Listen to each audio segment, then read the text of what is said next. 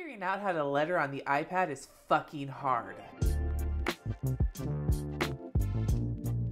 So a little while back, I put up a video showing my feelings and kind of draw your life format of how I felt to my first month or so learning how to letter on the iPad, which PS was miserable, but yet worthwhile, but still miserable. Today I want to share with you the 5 things that I picked up, the tricks and the tips that have helped me to develop what little I have so far in iPad lettering. It's not necessarily about how to letter as much as how to utilize the program Procreate on the iPad Pro to make it so that you can have an easier time figuring out what the fuck you're doing and be able to come up with finished projects that you are happy with as much as you can be in the beginning. If you are interested in me doing future videos showing how I letter specifically and giving tutorials on that, let me know down in the comments below. But for right now, here are the 5 tips and tricks that I have picked up in my first month or so lettering on the iPad. Number 1, the Procreate standard brushes suck my whole ass.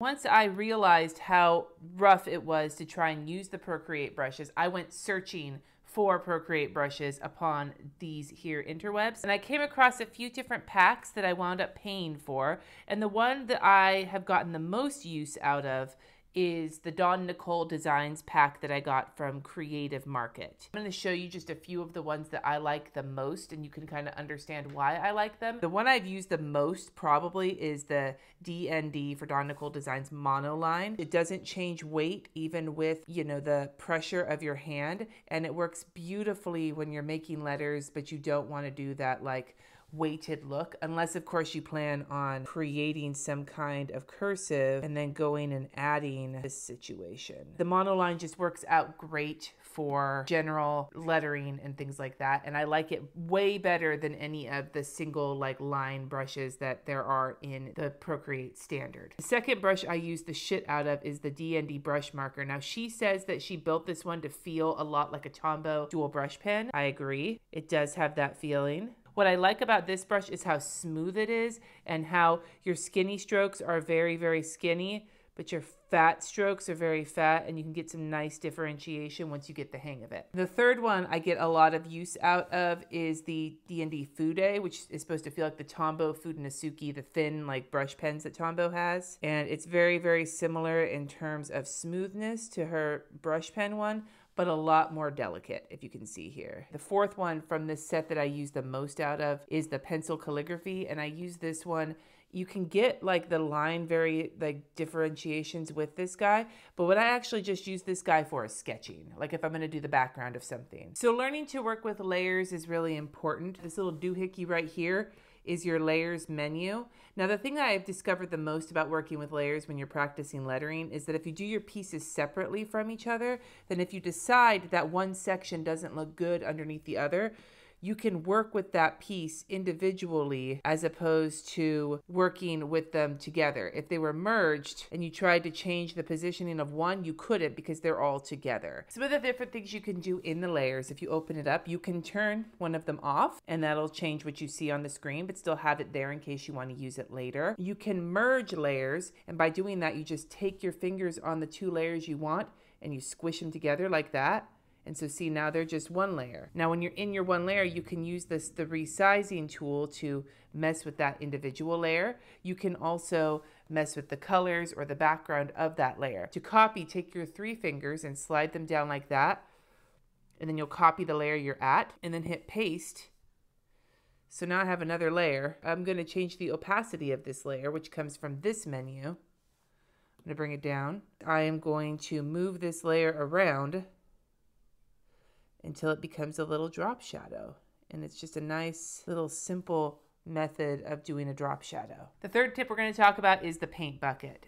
Even with all of these awesome brushes to mess with to make calligraphy and all that, I tend to go to my favorite method of doing things, which is the faux-ligraphy. Now when I first started doing this, there's no obvious paint bucket situation, no obvious way to fill in your shit. So I would draw in my fake calligraphy just like I do when I hand letter on paper. And then what I was doing was going and coloring this in, or even making the size bigger and then coloring it in, which I will tell you right now takes for fucking ever and is not easy to do. Then I discovered the paint bucket tool. Go up to this little circle here where you can change your color. You press down on it and then you drag it to the spot you want to fill in, and voila, magic. Now, if you're not careful, you might fill in like an entire layer, which you can't apparently see with what I'm doing right here. See, you want to make sure to bring it exactly to where you want it. And if you have to zoom in a little bit to do that, you zoom in by, opening your fingers up and down like that. You can change the colors and all that. I have not learned to mess with colors yet because, again, I have not spent that much time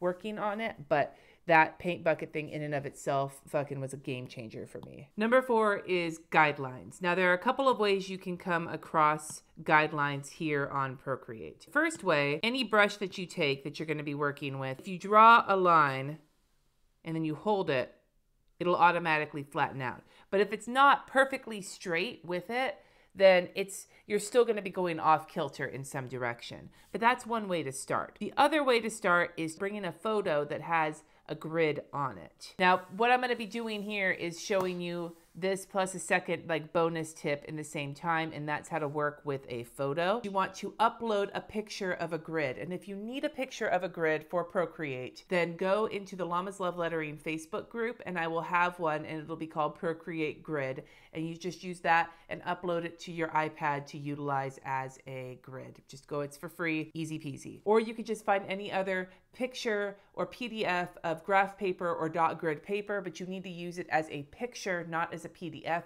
So take a screenshot of it and that will give you your photo to work with. So what I'm gonna do is I'm gonna go into my pictures. I'm gonna go to all photos where my pictures are, and then here is that said grid. Now I can go in and do my lettering and use the lines as guidelines. And I just made myself a mistake here that I was lettering right on top of it, because the thing you want to do is add a layer on top. Remember we were talking about layers, and then start lettering, because then you're not actually getting it onto the grid. Because then what you can do is you can do your lettering on top of those lines to keep it straight, and then you turn off the grid and it's perfectly straight. The other thing that you can do, like we were just messing with layers, is you can reduce the opacity of your grid so it doesn't show up quite in the same manner. I'll also do this instead of a grid. If I was going to draw like a tomato or something and I wanted to draw in like a basic sketch, then I would reduce the opacity of that layer. And then when I go in with the next layer, I can use like a different color. Do you see I can use that as a guide? And then when I'm done, I can get rid of that guide, and then you have the finished product. Utilizing these grid lines will help you keep your lettering straight while you're working. Now, the final tip I'm going to give you is actually not about the lettering itself, but about how to organize your shit. And that's by stacking. And the reason stacking to me, whoops, see, I can't just fucking handle this shit. One of the things I have been doing to practice a lot is to do a lot of lettering with my patrons or for whatever the case may be. And I wind up with a whole bunch of files that I want to hang on to, but I don't want to be cluttering up entire Procreate. I want to be able to find them. One of the things that you can do is stack. So how to stack? You hit select, you pick what you want to stack, and the last thing you pick is going to be the thing on top. Pick some things to stack up here. Then you hit stack, and there you go. You've got yourself a little stack. If you go into that stack, all you'll see are the things that are in that stack. Almost like folders if you're looking at it from a desktop perspective. And I found that to be immeasurably helpful if I'm trying to hang on to a bunch of shit, but not have to search through pages upon pages of things that I'm working on. I hope you found these tips and tricks helpful, or at the very least a little bit enlightening. Some of them may to you seem like, oh, that's fucking common knowledge, Cindy. But you know what? Sometimes you just don't know what the fuck you're doing. You don't know where the paint bucket tool is. If you want the download for your Procreate of the graph paper that I created to be able to use as like a straight line in there, there's a free download available in my Llamas Love Lettering Facebook group. You can find the link down below in the description. Thank you so much for watching. Subscribe if you haven't already, and I will see you next time.